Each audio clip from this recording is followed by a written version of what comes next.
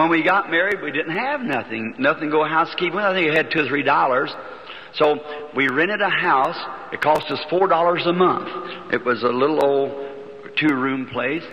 And someone give us an old folding bed. I went out to Sears and Roebuck's and got a little table with 4 chairs.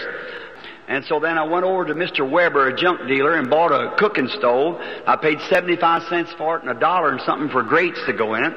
We set up housekeeping. I remember taking and painting a shamrock on the chairs when I painted them. And, oh, we were happy. We had one another, so that's all necessary.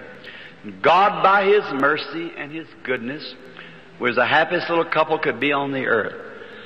And after a while, God came down and blessed our little home. We had a little boy. His name was Billy Paul. A little later from that, about 11 months, He blessed us again with a little girl called Sharon Rose, taken from the word of the Rose of Sharon. I tried to buy a chair one time. We just had them old common wooden bottom chairs for that breakfast set. We had to use them, the old chairs we had. And we could buy an easy rest chair, and it cost $17. You could pay $3 down and $1 a week. And we got one, and when I come in, I'd work all day and preach till midnight around the streets and wherever I could preach. And one day, I got behind on my payments. We couldn't make it. And it got day after day.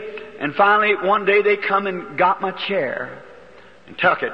That night, I never will forget, she had me a cherry pie baked, poor little old thing. She knew I was going to be disappointed. And after supper, I said, "What's you so good about tonight, honey?" And she started crying. I knew there was something wrong. I had an idea, because it already sent me a notice it's coming to get it. We couldn't make that $1 payment a week. We couldn't afford it. She put her arms around me, and I went to the door, and my chair was gone. A lovely, darling girl. And I was converted and was ordained by Dr. Roy Davis in the Missionary Baptist Church, and had become a minister and have the tabernacle that I now preach in Jeffersonville. And I was pastoring the little church, and I pastored the church 17 years and never got 1 penny. I didn't believe in there wasn't even an offering plate in it. And what tithings I had from work and so forth, had a little box on the back of the building, said, little sign on it, "Insomuch as you have done unto the least of these my little ones, you have did it unto me." That's how the church was paid for. We had 10 years loan to pay it, and was paid off less than 2 years. And I never took an offering of no kind. And then I had a few dollars I saved up for my vacation. She worked too at Fine Shirt Factory. She worked so hard to help me to have enough money to go up to this lake to fish. And when I was coming back from the lake, I began to see coming into Mishawaka and South Bend, Indiana. And I began to notice cars that had signs on the back that said Jesus only. And I thought, that sounds strange, Jesus only. And I followed some of them down, and I come to a great big church, and I found out they were Pentecostal. I'd heard of Pentecostal, but they were a bunch of holy rollers. They laid on the floor and frothed at their mouth and everything that they told me about. So I didn't want nothing to do with it. So I heard them all carrying on in there, and I thought, believe I'll just walk in. And all the singing you ever heard in your life. Well, I listened to some of their teachers. They were standing there, they were teaching about Jesus and how great He was and how great everything was, and about a baptism of the Holy Ghost.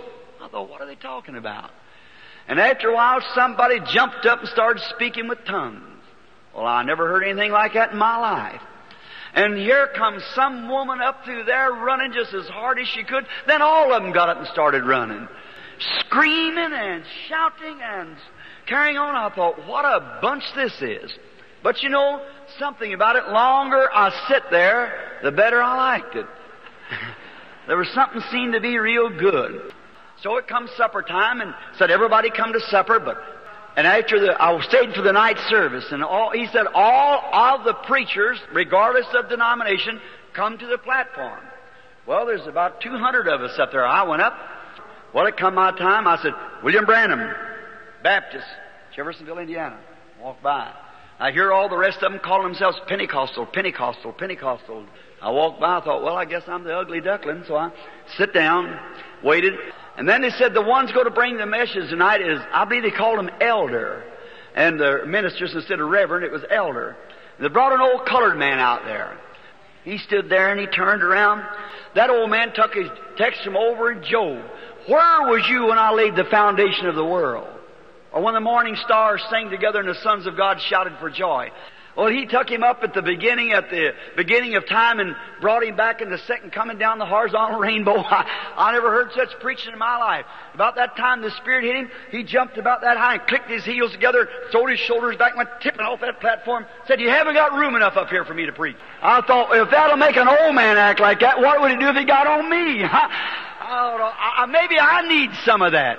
Well, he come out there, I felt so sorry for the old fellow, but when he left, I was feeling sorry for myself.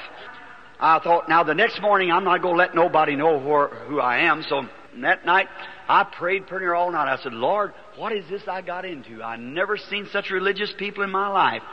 And I said, help me to know what this is all about. And the next morning I got down there and sat down, and there's got on a microphone, and I'd never seen a microphone before. And he said, last night on the platform there was a young preacher here, a Baptist, and it said, he was the youngest preacher on the platform. His name was Branham. Does anybody know any whereabouts of him? Tell him to come on. We want him to bring the morning message. Oh, my. I had a little T-shirt on and seersucker trousers, you know, and we Baptists believe you had to have a suit on to get in the pulpit, you know. So, and I just sat real still. And it happened to be that morning, sit right down by me was a colored man. So I sat and looked up at him. I thought, well, he's a brother. And he said, anybody know the whereabouts of William Branham? That colored boy looked over at me and said, you know where he is? I said, I'm him. He said, well, go on up there. And I said, I can't. See, I said, I got on these little seersucker trousers, this little T-shirt. I said, I couldn't go up there. He said, them people don't care how you dress. Go on up there. And he come back to the phone and said, anybody know the whereabouts of William Branham? He said, here he is. He said, come on up, Mr. Branham. We want you to bring the message. Oh, my. For all them preachers. All them people.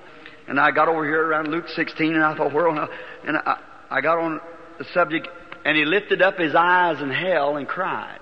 The rich man was in hell, and he cried. And I said, there's no children there. Certainly not in hell. Then he cried. I said, there's no flowers there. Then he cried. There's no God there. Then he cried. There's no Christ there. Then he cried. Then I cried. Something got a hold of me. I don't know what happened. When I kind of got to myself, I was standing on the outside. Then people got screaming and shouting and crying, and we had an awful time. When I come outside, there's a fellow walked up to me with a great big Texas hat on, big boots. Walked up and said, I'm Elder so-and-so, preacher. Cowboy boots. Cowboy clothes on. I thought, well, my seersucker trousers ain't so bad then. So I want you to come down to Texas and hold me a revival. Let me put that down, mister. And I put it down like that. Here come a fellow up with one of these little kind of a golf trousers on. He said, I'm Elder so-and-so from Miami. My, maybe dressing isn't so much of it. I looked at it and I thought, all right. So I grabbed these things and home I went. Wife met me and she said, why you sound so happy about Billy? I said, oh, I met the cream of the crop. My, it's the best you ever seen. I said, will you go with me? She said, honey, when I married you, I will stick with you until death shall separate us. She said, I'll go. She said, I will tell the folks. I went and told Mama. Mama said, well, sure, Billy, whatever the Lord's called you to do, go do it. And so Miss Brumback asked for me to come up. Well, she said, what's this you're talking about? And I said, oh, Miss Brumback, I said, you all ever seen such people? She said, quieten down, quieten down. I said, yes, ma'am. I said, I'm sorry. And she said, do you know that's a bunch of holy rollers? I said, no, ma'am, I didn't know that. I said, they sure are fine people. She said, the very idea, do you think you'd drag my daughter out amongst stuff like that? I said, ridiculous, that's nothing but trash that the other churches have thrown out. She said, indeed, you'll not drag my daughter out like that. I said, but, you know, Miss Brumback, down in my heart, I feel that the Lord wants me to go with them people. She said, you go back up to your church until they're able to afford a parsonage for you and act like a man's got some sense. Said, you're not taking my daughter out through there. I said, yes, ma'am. I turned around, walked out, and Hope started crying. She come out, she said, Billy, regardless of what Mama says, I'll stay with you. And I said, oh, that's all right, honey. And I just let it go. She wouldn't let her daughter go with such people as that because it wasn't nothing but trash. And so I just kind of let it go. It was the worst mistake I ever made in my life. One of the worst. A little later, a few years after the children come, and they come up a flood in 1937. There came a flood. And I was on patrol at that time, and I was trying my best to bring the people out of the flood, houses tearing down, and my own wife took sick, and she was real sick with pneumonia. They called me, said, there's a house over on Chestnut Street's about ready to go in. There's a mother and a bunch of children in there. Said, if you think your motor can get into them. I said, well, I'll do all I can. So I got her to the shore, and then when I got over there, she had fainted, and she screaming, my baby, my baby. Well, I thought that she meant she left the baby in the house. And so I took back and got over there, and when I got that boat and got on the inside and couldn't find old baby, and the porch gave away, and the house went in. And I run real quick and got into the boat and pulled that and loosened it up, and it done got me out into the current of the main river then. It was about 11:30 at night, and it's sleeting and snowing. And I grabbed a hold of the starter string, and I tried to pull the boat, and it wouldn't start. And I tried, and it wouldn't start. And I tried again, getting farther in that current. The falls just below me. And I'd try real hard, and I said, Lord, please don't let me die a death like this. And I'd pull, and it'd come back to me, what about that bunch of trash that you wouldn't go to? I put my hand back on the boat, and I said, God be merciful to me. Don't let me leave my wife and baby like this. And them out there sick, please. And I just kept pulling like that, and it wouldn't start, and I could hear the roaring down there because just a few minutes, and oh my, that would be it. And I said, Lord, if you'll forgive me, I promise you I'll do anything that you want me to do. And I pulled again, and it started. And I turned all the gas on it I could, and finally it got into the shore, and find myself marooned out on a little island, sat there 3 days. I had plenty of time to think about whether that was trash or not. Just beating, where's my wife? Finally, when I found her, and a few days after I got out and got across, she was way up to Columbus, Indiana, in the Baptist auditorium where they'd made a hospital-like sick rooms on little government cots. And I looked, and there she was laying on a cot, and TB had set in. She raised her little bony hand, and she said, Billy. And I run to her, and I said, Hope, honey. She said, I look awful, don't I? I said, no, honey, you look all right. For about 6 months, we worked with everything that was in us to try to save her life, but she kept getting lower, lower. One day I was on patrol and had to work. We was way in debt and hundreds of dollars a doctor bill and nothing to pay it with. And I'd seen her 2 or 3 times a day and every night. And then when she was in that condition, I had my radio turned on, and for William Branham wanted the hospital at once, wife dying. I rushed back to the hospital as quick as I could, turned on the red light and the siren and took off. And then I got up at the hospital and I stopped, run in, coming down through the hospital. I seen a little buddy of mine that we fished together, we run together as boys. Sam Adair, Dr. Sam Adair. He looked at me and he just started crying. And I run up to him, throw my arms around him, he put his arms around me, he said, Billy, she's going. He said, I'm sorry, I've done all I could do, I've had specialists and everything. I said, Sam, surely she's not going. He said, yeah, she's going. And he said, don't go in there, Bill. And I said, I've got to go in, Sam. I want to stay with her in her last minute. He said, she's unconscious. I walked in the room and the nurse was sitting there and she was crying because she and Hope was schoolmates together. And so, and I shook her. She turned over and those great, big, pretty eyes looked up at me. She smiled. She said, why did you call me back, Billy? What do you mean call you back? She said, Bill, you've preached about it, you've talked about it, but you don't have no idea what it is. I said, what are you talking about? She said, heaven. She said, I was being escorted home by some people's man or women or something that was dressed in white. And she said, I was at ease and peace. She said, big pretty birds flying from tree to tree. She said, don't think I'm beside myself. She said, Billy, I'm going to tell you our mistake. She said, sit down. I didn't. I knelt down, took her hand, She said, you know where a mistake is? And I said, yes, sweetheart, I do. She said, we should have never listened to Mama. Them people were right. And I said, I know it. She said, promise me this, that you'll go to those people. I said, because they're right. And she said, raise my children like that. And she said, I want to tell you something. She said, I'm dying. I said, I don't dread going. I said, it's beautiful. She said, the only thing I hate to leave you, Bill. And I know you got these 2 little children to raise. She said, promise me that you'll not stay single and let my children be pulled about from pillar to post. And I said, I can't promise that, Hope. She said, please promise me. I said, one thing I want to tell you. She said, you wanted to buy that rifle that day and you didn't have enough money to make the down payment? I said, yes. She said, I've been saving my money, my nickels, to try to make that down payment on that rifle for you. She said, now when this is over and you go back home, look up on the duofold, or the folding bed, under that piece of paper on top, and you'll find the money there. She said, promise me that you'll buy that rifle. You don't know how I felt when I seen that $1.75 in nickels laying there. I got the rifle. And she said, you remember that time that you were going downtown to buy me a pair of stockings? We had to go to Fort Wayne. I had to preach that night. And she said, now you get me some chiffon, the full style, you know. And I was going down the street and saying, chiffon, chiffon, chiffon, chiffon, chiffon. And I got to the corner and I met Mr. Spahn. He said, hey, Billy, you know the perch is biting out over on the side of that last pier? I said, sure enough. Is that right? Yeah. I thought, now when I left him, what was that stuff? I forgot it. So Thelma Ford, a girl that I knew, worked at the 10-cent store, and I know they sell women's stockings over there. So she said, what kind does she want? I thought, oh, rayon, chiffon, all sound the same. So I said, fix me a pair of them. And when she went to give them to me, about half price.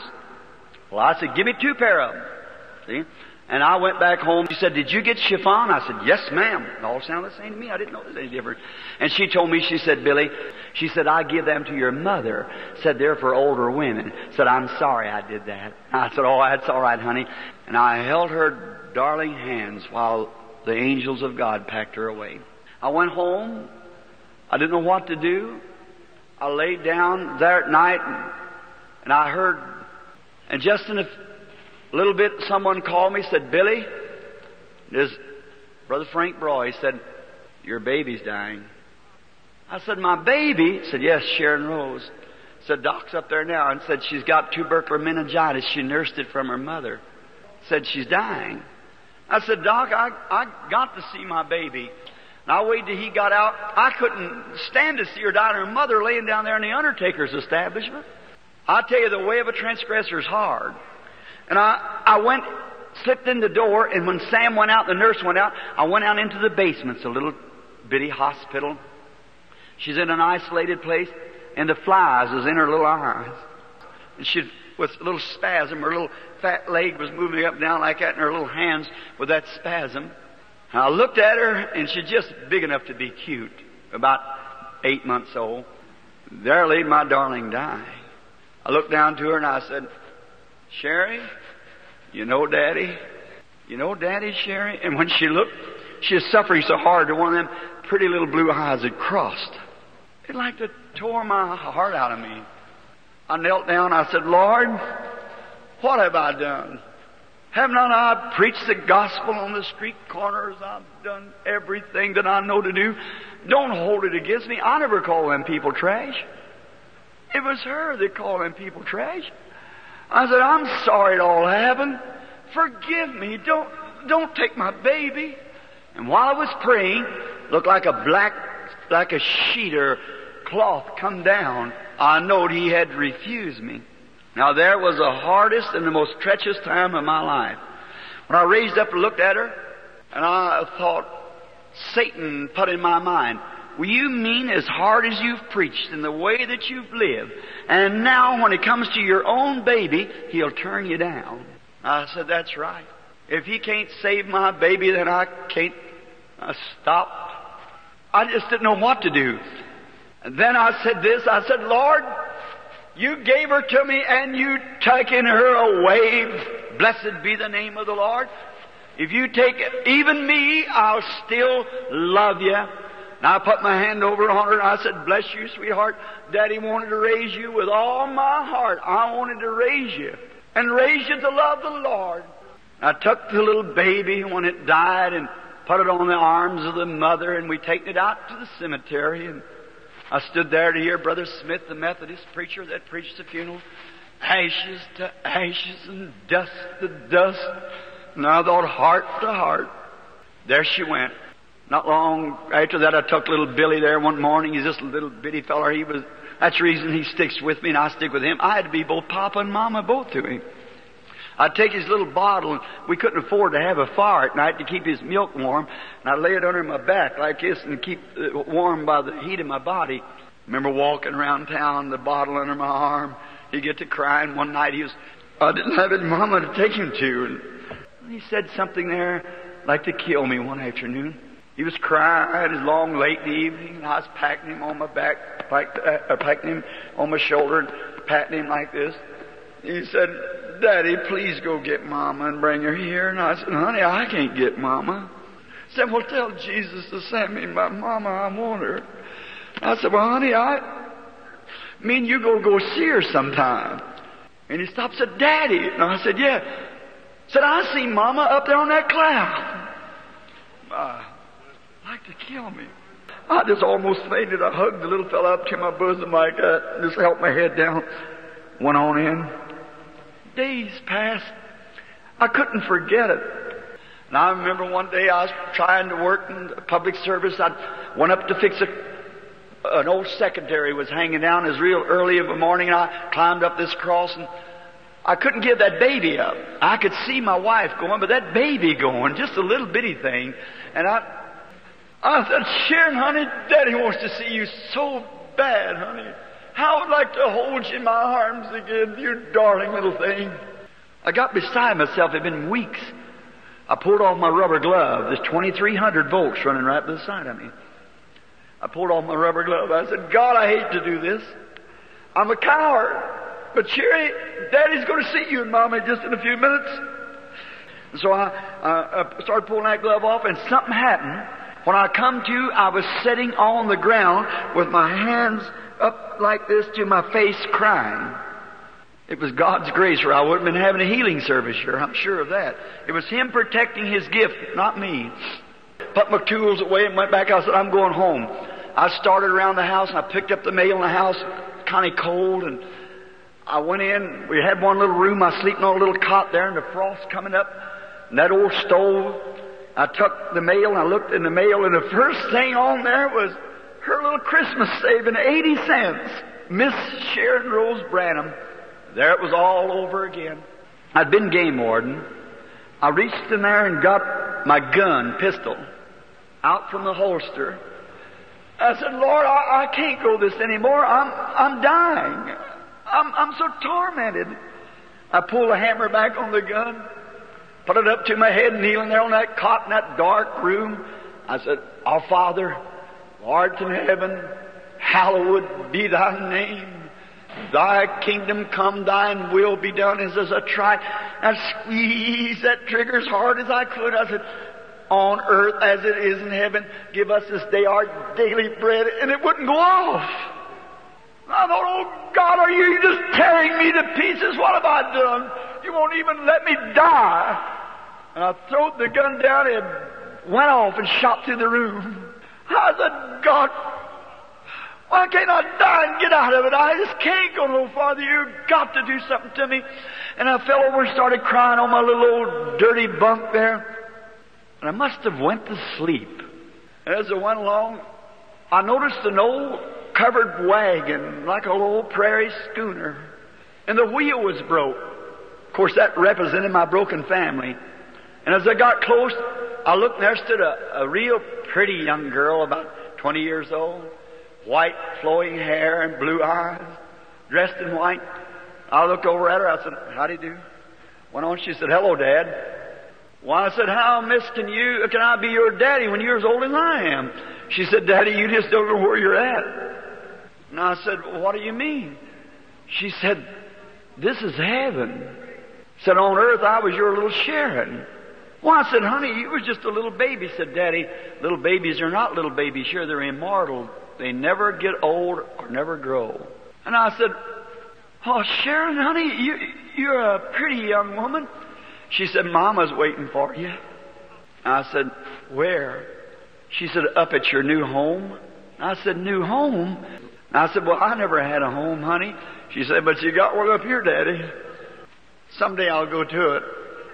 She said, where's Billy Paul, my brother? I said, well, I left him at Miss Broy's just a few minutes ago. Said, Mother wants to see you.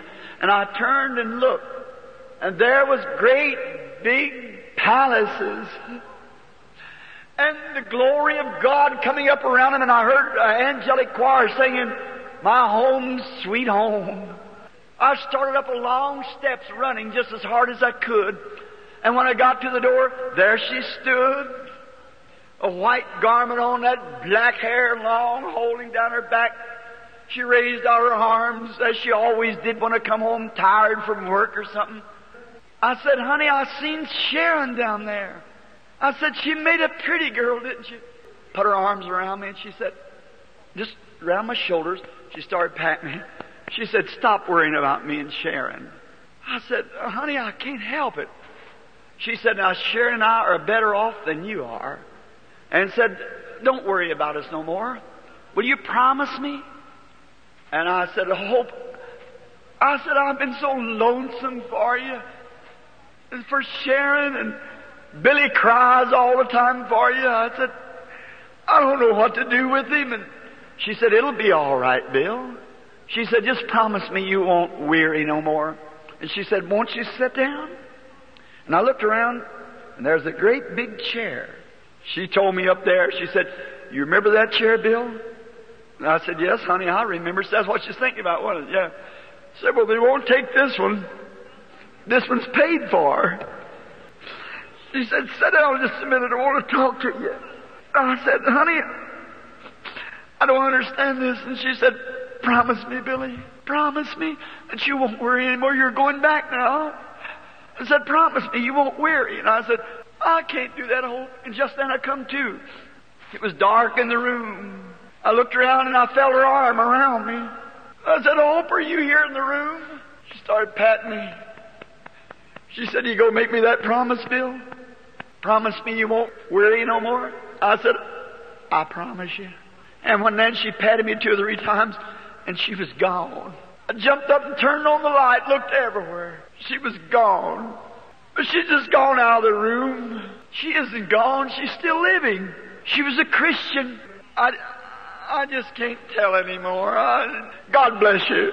Let's bow our heads a minute.